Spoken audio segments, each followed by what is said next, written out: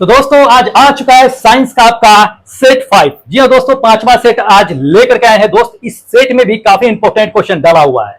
तो दोस्त आज क्या करते हैं कि इस सेट को शुरू करने से पहले आज आपका जो आप टेस्ट दिए हो उसका दोस्त स्कोर कार्ड भी लेकर के आए हैं। तो दोस्त क्या करते हैं कि सबसे पहले जो आप लोग टेस्ट दिए हो उसका स्कोर कार्ड देखते हैं कि किसने साइंस में अपना जलवा दिखाया है। जी हाँ दोस्तों, तो आज पहले इस स्कोर कार्ड को देख लेते हैं, फिर हम चलते हैं 20 जो इंपॉर्टेंट क्वेश्चन आपके लिए लेकर के आए हैं उसको शुरू करेंगे। तो चलिए ज्यादा देरी नहीं करते हैं, सबसे पहले हम देख लेते हैं स्कोर कार्ड जिसने टेस्ट दिया है। जी हाँ, तो देखिएगा इसमें ये स्कोर कार्ड है, इधर आपका परसेंटेज है और इधर देख लीजिए ये नाम है। आज दोस्त एक और एक ही मात्र लड़का है जो क्या है कि 85% पर है। जी हाँ दोस्तों, इन्होंने क्या किया है कि नाम न डाल करके मेल आईडी डाल दिया है। क्या दिया है? प्रीतम दास 6@gmail.com। तो दोस्त इसमें अपना जीमेल नहीं डालना था, बार बार हम इस चीज को करें कि जीमेल नहीं डालना था, इसमें अपना नाम और लोकेशन डालना था। तो नाम डालना था, देखिए वैसे इसका नाम लग रहा है कि प्रीतम है, कहां से है ये पता नहीं है। 85% है, 20 में 17 नंबर लेकर के आया है। उसी तरह से सेकेंड नंबर में देख लीजिएगा, सेकेंड नंबर में जो है आपका सुमित कुमार जो यूपी से है, ये भी कितना लेकर के आया है दोस्त? 80% में मात्र 2 ही कैंडिडेट है जो 80% यानी कि 16 मार्क्स लेकर के आए हैं। एक तो ये अपना सुमित साहब हो गए और जो 80% लेकर के है, और दूसरा जो है अपना रेहान जो हमेशा टेस्ट में रेगुलर बने रहते हैं, पूर्णिया से बहुत अच्छा मार्क्स लेकर के हैं। इसके बाद आपको चलते हैं कि 75% जो 75% में लाने वाले केवल और केवल एक ही लोग हैं। कौन है? तो ये है दीपू जो नवादा से है। कहां से है? दीपू जो नवादा से है। आपको उसके बाद आपको लेकर के चलते हैं 70% में। तो दोस्त 70% में बहुत सारे कैंडिडेट है जो 70% लेकर के आए हैं। तो चलिए 70% में आपको हम बताते हैं कि कौन है। शिवम जो कोलकाता से है, शिवम जो कोलकाता से है, इन्होंने क्या किया है कि 80% मार्क्स लेकर के आया है। ठीक है, उसके बाद आपको बताते हैं कि रोबिन जो भागलपुर से है, ये भी 70% लेकर के आया है। रोबिन जो भागलपुर से है कितना लेकर के आए हैं? 70% यानी कि 14 मार्क्स लेकर के आए हैं। उसी तरह से आपको बताते हैं सुधीर, सुधीर जो एंड समस्तीपुर से है, यानी कि इनका लोकेशन समस्तीपुर है, सुधीर है, 14 नंबर ये भी जो है क्या है कि लेकर के आए हैं अपना 70%। तो दोस्त इसी तरह से है, आपके बहुत सारे लोग हैं जिन्होंने इसमें टेस्ट में भाग लिया है, बहुत अच्छा प्रदर्शन इन्होंने किया है टेस्ट में। चलिए दिखाते हैं आगे इनका। अगला देख लीजिए, सुधीर के बाद जो 70% में जो शामिल है वो संजय कुमार है। संजय कुमार यादव जो प्रयागराज से है, कितना लेकर के हैं? 70% लेकर के ये भी आए हैं। उसके बाद आपको बताते हैं दीक्षित कुमार। ठीक है, दीक्षित कुमार जो कितना लेकर के आए हैं? ये भी 70% है, 14 मार्क्स लेकर के आए हैं। इसके बाद आपको बताते हैं कि दिलीप कुमार जो नालंदा से है। ठीक है, दीक्षित कुमार अपना लोकेशन नेक्स्ट टाइम से मेंशन कीजिएगा, कम से कम लोकेशन मेंशन कीजिएगा तो लोगों को पता लगेगा कि आप कहां से हो। जैसे कि दिलीप कुमार भाई, इन्होंने लोकेशन मेंशन किया कि नालंदा से है। कितना है? ये भी 14 नंबर यानी कि 70% लेकर के है। बहुत अच्छा है दोस्त, इसी तरह से मेहनत करिए, अभी टाइम है, बहुत टाइम है, मेहनत कीजिए आराम से। उसके बाद चलते हैं 65% में जो लोग शामिल है, 65% में उनका बता देते हैं। तो 65% में अपने शामिल जो है ये देख लीजिए कौन है। तो ये है हमारे सुशांत बीजीपी, ये पता नहीं बीजीपी इनका लोकेशन क्या है, आई डोंट नो, शायद आपको पता हो तो प्लीज कमेंट करके बताइएगा। 60% लेकर के ये आए हैं। उसके बाद नेक्स्ट आते हैं जो रेगुलर टेस्ट में बने रहते हैं हमेशा की तरह, आज भी है महिमा सागर जो पटना से है। ठीक है, ये पटना से महिमा सागर है, रेगुलर टेस्ट में बनी रहती है और ईमानदारी से टेस्ट देते हैं। ये कितना है कि 65%, ये भी 13 नंबर लेकर के आई है। उसी तरह से आपको बताते हैं कि रोहित यादव जो औरंगाबाद बिहार से है, रोहित यादव जो औरंगाबाद बिहार से है, ये भी कितना लेकर के आए हैं?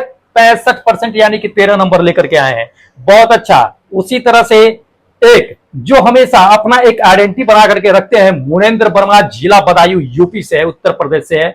जी हाँ, देख लीजिए इन्होंने भी क्या किया है कि 65% लेकर के आए हैं। तो दोस्त इसी तरह से अगर आप भी टेस्ट देना चाहते हैं तो वीडियो के नीचे लिंक दिया हुआ है, बिल्कुल फ्री में टेस्ट होता है, कोई 1 रुपया चार्ज नहीं लगता है, आप फ्री में टेस्ट दे सकते हैं। इसके लिए 1 रुपया कोई शुल्क नहीं लगता है, फ्री में है। ठीक है, टेक्नीशियन ग्रेड 3 के लिए, रेलवे टेक्नीशियन ग्रेड 3 के लिए तो आप दे सकते हैं, अपना देख सकते हैं कि आपकी क्षमता साइंस में कितनी है, आप कितना प्रदर्शन कर सकते हैं इन सबों के बीच। बहुत सारे लोगों ने टेस्ट दिया है, सबका नाम लेना पॉसिबल नहीं है, फिर भी जिन लोगों का नाम सोचता हूं कि पॉसिबल हो जाए इसीलिए मैं ले रहा हूं। चलिए नेक्स्ट देख लीजिएगा। नेक्स्ट जो है रवि साहू, कहां से है ये पता नहीं है, दोस्त लोकेशन मेंशन कीजिएगा नेक्स्ट टाइम से अगर आप प्रेजेंट रहिएगा टेस्ट में। तो इन्होंने क्या किया है 65% ये भी लेकर के आए हैं। उसके बाद आपको बताते हैं कि रोहित जो पटना से है, रोहित जो पटना से लोकेशन मेंशन किए 65% पे ये भी है। उसके बाद रघुनाथ जो कन्नौज से है, ठीक है, कन्नौज से शायद ये है, कई बार कन्नौज से लड़के दिए हैं टेस्ट, मुझे पता है कन्नौज से है ये रोहित, जो क्या है कि 65% पे ये भी आ रखे हैं, ठीक है, 65% पे।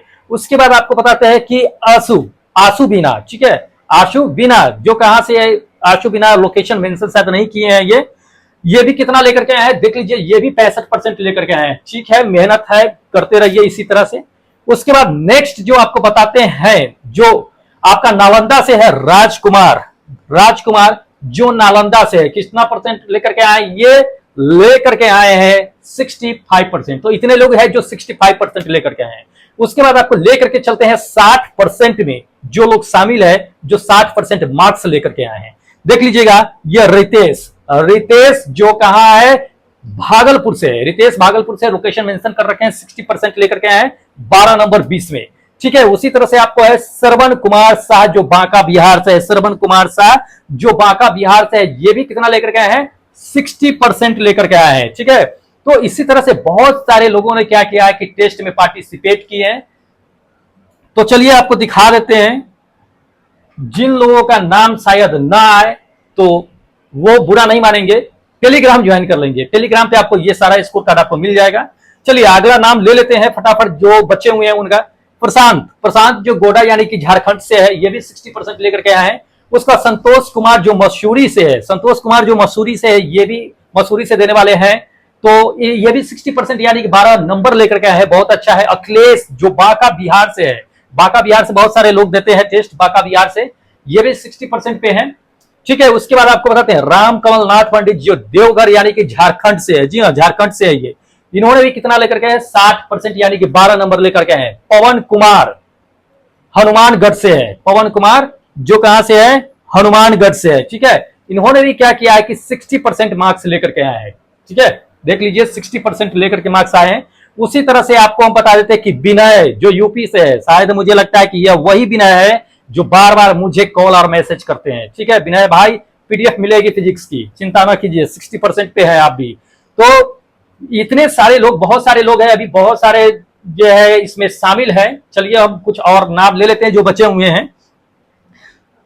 हाँ ध्यान दीजिएगा, इसमें नीरज मिश्रा जो बॉक्सर से है, इन्होंने क्या किया कि 55% यानी कि 11 नंबर लेकर के आए। सन्नी सोनी जो छत्तीसगढ़ से है, सन्नी सोनी जो छत्तीसगढ़ से है, कितना लेकर के आए 55% लेकर के आई है।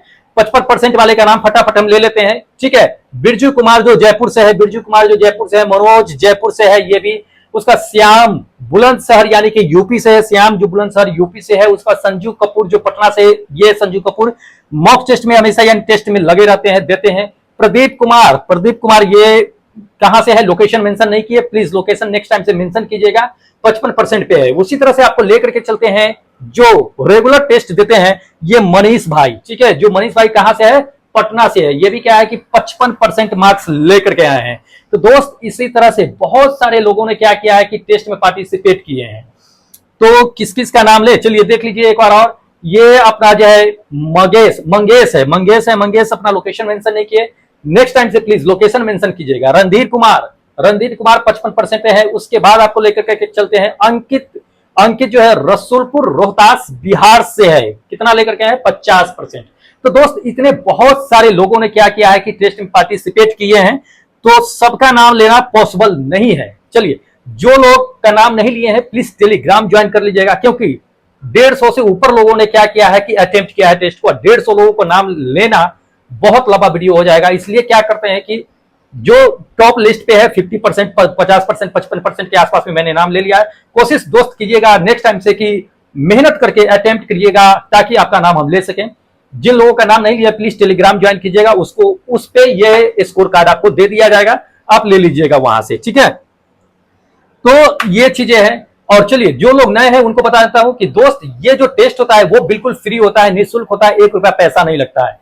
मेरे चैनल पे क्या होता है कि 20 इंपोर्टेंट क्वेश्चन का सेट दिया जाता है, वो भी साइंस से, टेक्नीशियन ग्रेड 3 के लिए, क्योंकि टेक्नीशियन ग्रेड 3 में दोस्त 40 नंबर का साइंस आपसे पूछा जाएगा। अगर 40 नंबर आप कमांड कर लेते हैं तो जॉब ऐसे होगा। इसलिए दोस्त 40 नंबर हम क्या कर रहे हैं कि कमांड करवा रहे हैं। आप भी कमांड कीजिए, पढ़िए, जो सेट देते हैं दोस्त क्या होता है कि डेली आता है मेरा वीडियो, डेली आता है 20 इंपोर्टेंट क्वेश्चन का सेट लेकर के। इसलिए अगर दोस्तों आप सच में तैयारी करना चाहते हैं तो चैनल को सब्सक्राइब कर लीजिएगा, और अगर पहले से सब्सक्राइब कर रहे थे तो फटाफट लाइक कर दीजिए और दोस्तों में शेयर कर दीजिए। चलिए शुरू करते हैं, हम जो 20 इंपोर्टेंट क्वेश्चन दोस्त आज लेकर के आए हैं उसको देखते हैं। ठीक है, तो ज्यादा देरी नहीं करेंगे क्योंकि ऐसे ही जो है स्कोर कार्ड दिखाते दिखाते देरी हो चुका है। चलिए देखिएगा, क्वेश्चन नंबर फर्स्ट में इसमें दे दिया है, ये केमिस्ट्री से चल रहा है, फिजिक्स बायो खत्म हो चुका है, केमिस्ट्री से सेट चला है, वो भी चैप्टर वाइज चल रहा है। तो ये क्वेश्चन नंबर फर्स्ट है कि तत्व जिनका द्रव्यमान संख्या कहता है कि एक समान होता है। वैसे तत्व जिनका द्रव्यमान संख्या क्या होता है, एक समान होता है, लेकिन परमाणु संख्या बिल्कुल अलग अलग होता है, तो उसे क्या कहते हैं। जी हाँ, पिछले क्लास में अगर पढ़े होइएगा तो शायद बताए होंगे, अगर नहीं याद है तो आज हम याद दिला देते हैं। कई बार पूछा गया है, इंपोर्टेंट क्वेश्चन है, माइंड में रखिएगा। पहला देख लीजिए, पहला ऑप्शन दे दिया है कि क्या आइसोटोन कहते हैं, या दूसरा आइसोबार कहते हैं, या तीसरा आइसोटोप कहते हैं, या चौथा आपको दे दिया है कि हाइलोजेंस कहते हैं।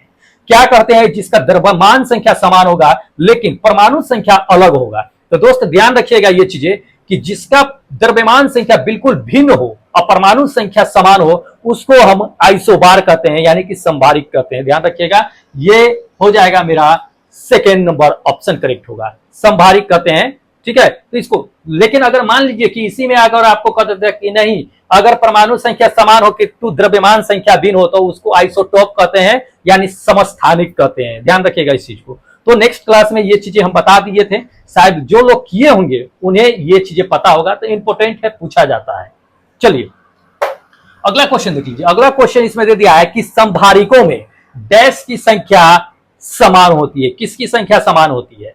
ध्यान दीजिए, ऑप्शन दे दिया है कि आयन की होती है, या नाभिक की होती है, या तीसरा आपको दे दिया है कि इलेक्ट्रॉन की होती है, या चौथा आपको दे दिया है इसमें कि प्रोटॉन की होती है। किसकी होती है?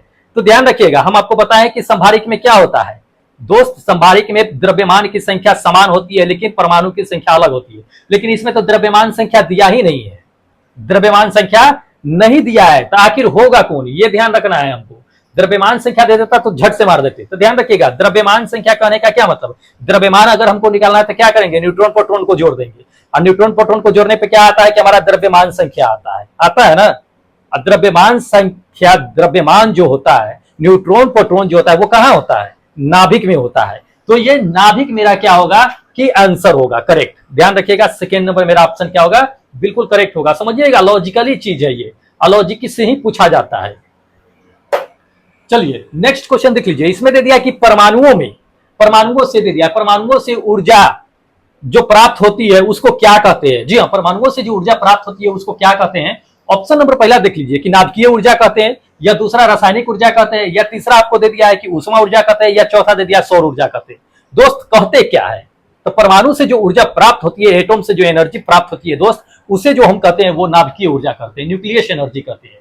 ये फर्स्ट नंबर मेरा ऑप्शन होगा, पूछा गया है, इंपोर्टेंट है, इसलिए क्या कीजिए कि माइंड में रखिएगा सारे क्वेश्चन को, जितना बता रहे हैं नोट्स कम से कम तैयार करके रखिएगा। चलिए नेक्स्ट क्वेश्चन दिखाते हैं।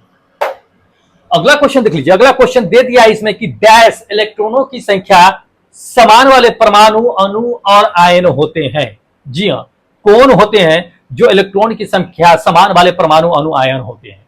तो ध्यान दीजिए, ऑप्शन दे दिया है आपको, फर्स्ट नंबर में ऑप्शन दे दिया है कि आइसोटोन्स होते हैं, या दूसरा आइसोटोप होते हैं, या तीसरा आपको दे दिया है कि आइसो इलेक्ट्रॉनिक होते हैं, या वैलेंस इलेक्ट्रॉनिक्स होते हैं। क्या होते हैं? तो ध्यान रखिएगा, जिसकी इलेक्ट्रॉनों की संख्या समान होते हैं ना, वो परमाणु जो होते हैं, या अणु होते हैं, या आयन जो होते हैं, वो जो कहलाते हैं, ये थर्ड नंबर मेरा आइसो इलेक्ट्रॉनिक कहलाते हैं। ध्यान रखिएगा, आइसो इलेक्ट्रॉनिक कहलाते हैं। आइसो इलेक्ट्रॉनिक्स में इलेक्ट्रॉनों की संख्या बिल्कुल समान होती है। ध्यान रखिएगा ये चीजें, तो ये पूछा जाता है, इंपॉर्टेंट है, एनटीपीसी के एग्जाम में ये सवाल पूछ दिया है, इसलिए छोड़ना नहीं है हमको। और अधिकांश क्वेश्चन क्या होती है कि रिपीट होती रहती है, और आपको हम लेकर के आए हैं इसीलिए। चलिए अगला क्वेश्चन देख लीजिए। दे दिया है इसमें कि जिस तापमान पर किसी गैस का आयतन शून्य होता है, जीरो होता है, टेम्परेचर आयतन शून्य होता है, वॉल्यूम जीरो होता है, तो उसको क्या कहते हैं। जी हाँ, उसे क्या कहते हैं, जेईई के एग्जाम में पूछ दिया है, ध्यान रखिएगा। तो जिस ताप पर किसी गैस का अगर आयतन जो होता है क्या होता है कि जीरो होता है, तो उसे क्या कहते हैं। ऑप्शन देख लीजिए। ऑप्शन नंबर फर्स्ट में आपको क्या दे दिया है कि निष्पेक्ष स्केल तापमान कहते हैं, या दूसरा शून्य तापमान कहते हैं, या तीसरा आपको दे दिया कि परम तापमान कहते हैं, या इनमें से कोई नहीं कहते हैं। क्या कहते हैं? तो ध्यान रखिएगा कि जिस तापमान पर किसी गैस का आयतन अगर जीरो हो जाए, वॉल्यूम जीरो हो जाए, वो शून्य तापमान होता है। ठीक है, ये सेकेंड नंबर। शून्य तापमान जो टेम्परेचर होता है उस जीरो पर अगर चल जाए तो उसका आयतन का वैल्यू भी क्या हो जाता है? जीरो हो जाता है। तो ध्यान रखिएगा इस चीज को, इसी पे मतलब कि यह सवाल कई बार पूछा भी जाता है, तो इसको ध्यान में रखना है। चलिए अगला क्वेश्चन देख लीजिए। अगला क्वेश्चन दे दिया है कि इनमें से कौन सा नियम यह बताता है कि गैस का आयतन जो है गैस के दाब के व्युत्क्रमानुपाती होती है। जी हाँ, बहुत इंपॉर्टेंट है, जेई और एनटीपीसी के एग्जाम में पूछ दिया गया है, आने की संभावना बहुत ज्यादा है, इसलिए इसको ध्यान में रखिएगा कि वह कौन सा नियम होगा जिस पर गैस का आयतन और गैस का दाब जो है एक दूसरे के व्युत्क्रमानुपाती उल्टा होता है। आयतन अगर बढ़ेगा तो दबाव बहुत दाब जो है घटेगा, दाब घटेगा तो आयतन बढ़ेगा। ये किसका नियम में, किसके नियम में कहता है? तो ध्यान रखिएगा, ये जो ऑप्शन आप देख रहे हैं फर्स्ट नंबर, बॉयल्स का नियम, ये बॉयल्स का लॉ कहता है। बॉयल्स के अकॉर्डिंग ही इसमें क्या होता है कि आयतन जो होता है वो दाब के व्युत्क्रमानुपाती होती है। मतलब कहने का मतलब कि P बराबर जो होता है वो समानुपाती होता है 1/v के। यहीं से PV बराबर स्थिरांक आता है, PV बराबर nRT भी फॉर्मूला इसी के अकॉर्डिंग निकलता है। तो बताएंगे नेक्स्ट क्वेश्चन में ये चीजें, कि नेक्स्ट क्वेश्चन में ये है क्वेश्चन कि किस तरह से PV nRT होता है। तो ये जान लीजिए, ये सवाल पूछा जाता है कि तब आयतन पे जो है ये आपका दाब जो है व्युत्क्रमानुपाती होती है, तो इसको ध्यान में रखना है। चलिए अगला क्वेश्चन देख लीजिए। अगला क्वेश्चन इसमें दे दिया कि अभिलाक्षणिक गैस समीकरण PV इक्वल टू nRT। देखिए आ गया ना, PV equal to nRT। Gas के लिए निम्नलिखित में से कौन सा ये किस पे लागू होता है ये बताना है। PV इक्वल टू nRT किस पे लागू होता है ये बताना है। आरआरबी के एसएससी एग्जाम में पूछ दिया है। एसएससी मतलब सीनियर सेक्शन इंजीनियर का एग्जाम होता है, उसमें ये सवाल डाल दिया गया और भी डाला गया है, इंपॉर्टेंट है, ध्यान रखिएगा, पूछा जाता है बार बार। तो ये ध्यान रखिएगा, पीवी इक्वल टू जो एनआरटी है दोस्त, वो होता है आदर्श गैस का समीकरण होता है। किसका? आदर्श गैस का। ये थर्ड नंबर मेरा ऑप्शन होगा। आइडियल गैस का समीकरण, या आपको दे देगा कभी कि आइडियल गैस का समीकरण क्या होता है, तो ध्यान रखिएगा आइडियल गैस का समीकरण पीवी इक्वल टू एनआरटी होता है। अब पीवी इक्वल टू एनआरटी जो होता है वो बॉयल्स लॉ और चार्ल्स लॉ जो होता है उन दोनों को मिला देते हैं, तब ये समीकरण पीवी इक्वल टू एनआरटी प्राप्त होता है। ध्यान रखिएगा, PV equal to NRT, Boyle's law और चार्ल्स लॉ के दोनों समीकरण के मिलने के बाद ये प्राप्त होता है। तो ये पूछा जाता है, इंपॉर्टेंट है। आदर्श गैस ही आपको पूछ देगा कि आदर्श गैस का समीकरण क्या है, तो बता दीजिएगा आराम से। चलिए अगला क्वेश्चन देख लीजिए। अगला क्वेश्चन इसमें दे दिया है कि निम्नलिखित में से कौन सा नियम जो है संबंधित नहीं है, गैस से संबंधित नहीं नियम है। तो पहला देख लीजिए ऑप्शन, पहला नंबर दे दिया है कि बॉयल्स के नियम। दूसरा नंबर आपको दे दिया है इसमें कि एवोगाड्रो का नियम। बॉयल्स का नियम भी संबंधित रखता है, आपका एवोगाड्रो का नियम भी संबंधित रखता है। तीसरा आपको दे दिया है इसमें कि जूल्स का नियम। तो दोस्त जूल्स का नियम जो है संबंधित नहीं रखता है, तो ये गैस के नियम से संबंधित नहीं है। थर्ड नंबर मेरा ऑप्शन जो है जूल्स का नियम संबंधित नहीं है। अब समझिए कि क्यों नहीं है। जूल्स का नियम आखिर है क्या, तो ध्यान रखिएगा, जूल्स का नियम कहता है ये चीजें कि किसी भी तार से जब करंट को प्रवाहित किया जाता है तो उसके रास्ते में जो प्रतिरोध होता है उससे जो उष्मा उत्पन्न होती है, उससे क्या होती है, उष्मा उत्पन्न होती है। ये क्या कहता है, जूल्स लॉ कहता है। तो जूल्स लॉ उष्मा के नियम को जो है क्या करता है कि इंडिकेट करता है, सूचित करता है, इसका ऐसा ही मात्रक ही ऊर्जा होता है। ध्यान रखिएगा इस चीज को। तो दोस्त पूछा जाता है, ये चीजें हमें ध्यान रखना है। चलिए अगला क्वेश्चन दिखाते हैं। अगला क्वेश्चन इसमें दे दिया है आपको कि निम्नलिखित में से कौन सा विसरण नहीं है। जी हाँ, विसरण मतलब प्रसार नहीं हो सकता है, उसका विसरण यही होता है। तो कौन सा विसरण नहीं है, पहला देख लीजिए ऑप्शन दे दिया है कि अगरबत्ती का धुआं। तो दोस्त अगरबत्ती का जो धुआं होता है उसका विसरण होता है। धुआं क्या होता है कि चारों ओर फैलता ही है, तो ये तो होगा ही। दूसरा नंबर आपको दे दिया है इसमें कि इत्र की वाष्प होती है, इत्र का वाष्प भी चारों ओर फैलता है, विसरण इसका होगा ही। थर्ड नंबर देख लीजिए धुआं, धुआं भी होता ही है। चौथा देख लीजिए, चौथा नंबर आपको दे दिया है मेथी का पाउडर। तो मेथी का पाउडर चारों ओर फैलता नहीं है, तो ये मेरा क्या होगा, बिल्कुल करेक्ट होगा ये फोर्थ नंबर मेरा ऑप्शन। ठीक है, कि विसरण ये नहीं दिखाएगा, बाकी ये ऊपर से तीन को जो दिख रहा है ये विसरण दिखाएगा। ध्यान रखिएगा इस चीज को। तो विसरण ये पूछा गया है क्या, ग्रुप बी के एग्जाम में पूछ दिया, हो सकता है कि रिपीट कर दे, तो हमें माइंड में रखना है। चलिए अगला क्वेश्चन दोस्त इसमें दे दिया है कि कौन सा गैस का, इसमें दे दिया है कि गैस का कौन सा गुण सुबाह्य जो है बनाता है। ठीक है, सुबाह्य बनाता है गैस का, इसमें से कौन सा नियम जो है। पहला ऑप्शन देख लीजिए, पहला ऑप्शन आपको दे दिया है क्या, विसरण दे दिया है, दूसरा संपीड्यता दे दिया है आपको, और तीसरा देख लीजिए आकार दे दिया है, और चौथा आपको दे दिया है आयतन। कौन जो है सुव्यहता बनाता है? तो ध्यान रखिएगा, ये संपीड्यता जो है सेकंड नंबर में ऑप्शन करेक्ट होगा। संपीड्यता यानी कि कंप्रेसिबिलिटी। कंप्रेसिबिलिटी किसी भी पदार्थ का क्या होता है, गैस का जो कंप्रेसिबिलिटी होता है वो क्या होता है कि सुग्राह्यता बनाता है ये चीजें। तो इसको ध्यान में रखना है, इंपॉर्टेंट है, पूछे जाने की संभावना रखता है कम। हो सकता है इंग्लिश में ही आपको नाम दे दे कि कंप्रेसिबिलिटी, तो छोड़ना नहीं है, सब कुछ रखना है। चलिए अगला क्वेश्चन देख लीजिए। अगला क्वेश्चन दे दिया इसमें कि डाल्टन का अधिकांश दाब जो है, दाब का नियम जो है निम्नलिखित में से किस पे लागू होता है? जी हाँ, डाल्टन का किस पे ये लागू होता है नियम, ये बताना है। तो ध्यान रखिएगा, डाल्टन का जो नियम लागू होगा ना, ये second number first number option होगा। ये कार्बन मोनोऑक्साइड और हाइड्रोजन का जो है अभिक्रिया। अब समझिए कि अभिक्रिया ये डाल्टन के आंशिक दाब पे ही क्यों जो है लागू होता है। ठीक है, समझ लीजिए। तो डाल्टन का आंशिक दाब नियम ही ये कहता है कि वैसे तत्व जो अभिक्रिया में भाग लेते हैं लेकिन अभिक्रिया करते नहीं है, ठीक है, अभिक्रिया नहीं करते हैं, तो ये जो है क्या होगा कि कार्बन मोनोऑक्साइड और जो है हाइड्रोजन अभिक्रिया आपस में नहीं करेंगे। इसलिए क्या है कि ये डाल्टन का आंशिक दाब का नियम जो है क्या करेगा, फॉलो करेगा। ध्यान रखिएगा इस चीज को। चलिए अगला क्वेश्चन देख लीजिए। अगला क्वेश्चन इसमें आपको दे दिया कि गैस की मात्रा का व्युत्क्रमानुपाती होती है। तो गैस की मात्रा का व्युत्क्रमानुपाती क्या होता है आपको, आप पहले ही बता दिए। गैस की मात्रा क्या मतलब आयतन। तो आयतन किसके व्युत्क्रमानुपाती होती है? बॉयल्स लॉ में आपको बता ही दिए हैं कि P बराबर 1/v होता है। तो P क्या होता है, दाब होता है, V क्या होता है कि वॉल्यूम होता है, आयतन होता है, उसकी मात्रा होता है। तो V को अगर याद तो कर लीजिए, तो V बराबर 1/P होगा, चाहे P बराबर 1/v, एक दूसरे के व्युत्क्रमानुपाती होती है, यानी दाब के व्युत्क्रमानुपाती होती है। ये फर्स्ट नंबर मेरा ऑप्शन करेक्ट होगा। तो ये बॉयल्स लॉ हम तो बता ही दिए हैं, ये इंपॉर्टेंट है, पूछा जा सकता है, घुमाने का ये तरीका है। ठीक है, चलिए अगला क्वेश्चन देख लीजिए। अगला क्वेश्चन दे दिया कि निम्नलिखित में से कौन जो है रेडियो एक्टिव तत्व नहीं है? जी हाँ, इसमें से कौन जो है रेडियो एक्टिव तत्व नहीं है? तो ध्यान दीजिएगा, एलपी और टेक्नीशियन के एग्जाम में पूछ दिया ये क्वेश्चन।